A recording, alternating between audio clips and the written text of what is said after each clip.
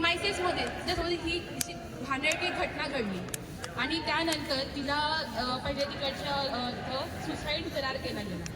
का?